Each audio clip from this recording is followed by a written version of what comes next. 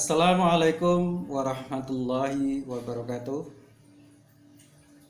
Selamat pagi dan salam sejahtera bagi kita semua.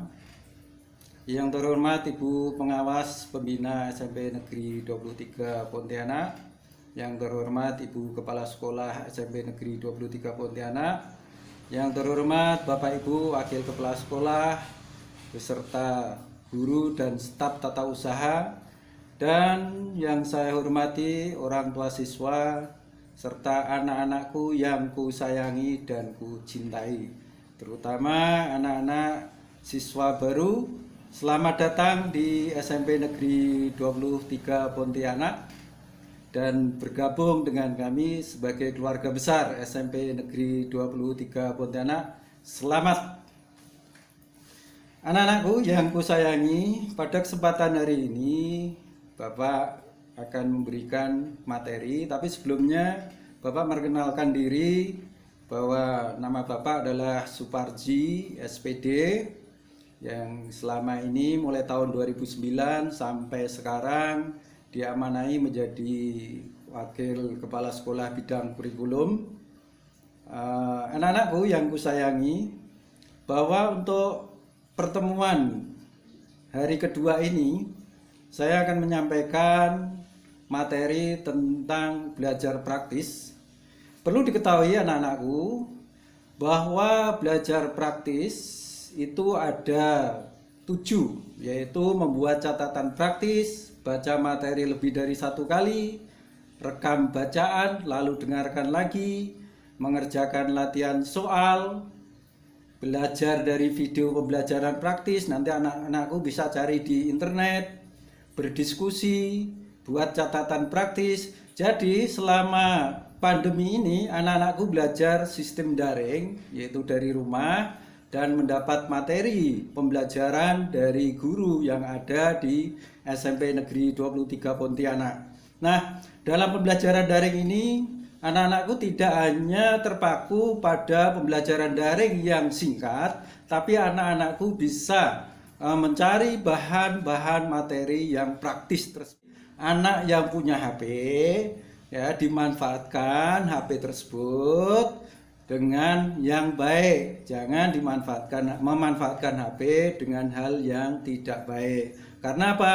Kalau anak-anakku sekarang terlena dengan HP, hanya main game, main TikTok dan lain sebagainya, kedepannya tidak akan bermanfaat. Maka lebih baik anak-anakku mencari kesempatan memanfaatkan waktu untuk belajar tersebut. Yang pertama tadi sudah saya sebutkan, terutama belajar, dan belajar. Nah, bila nanti anak-anakku misalnya menemukan latihan-latihan soal, disitulah anak-anakku berkesempatan untuk berdiskusi, terutama dengan orang tua siswa. Mohon maaf, orang tua siswa harus membantu anaknya, mendampingi anaknya saat latihan mengerjakan soal, biar ada kesulitan, orang tua bisa berkomunikasi dengan anak. Disitulah sebagai orang tua untuk memperhatikan anak dalam belajar daring. Kalau kesulitan baru ke kerabat terdekat.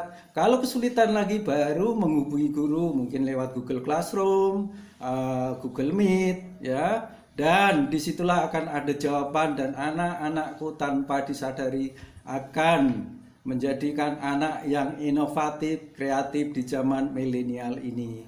Jadi memang belajar ini membosankan bagi anak-anak yang malas, tapi akan menyenangkan, akan bergembira bagi anak-anak yang betul-betul anak-anak yang berkreatif menuju masa depan yang baik. Itulah anak-anakku, bagaimana belajar praktis yang saya sampaikan tadi.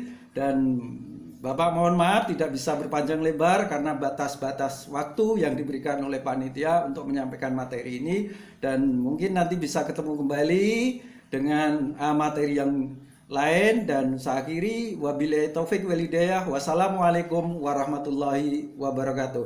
Semangat belajar untuk anak-anakku kelas 7 SMP Negeri 23 Pontianak. Assalamualaikum warahmatullahi wabarakatuh. Selamat pagi dan salam sejahtera untuk kita semua. Materi MPLS hari kedua ini Bapak akan menyampaikan tentang kesadaran berbangsa dan bernegara.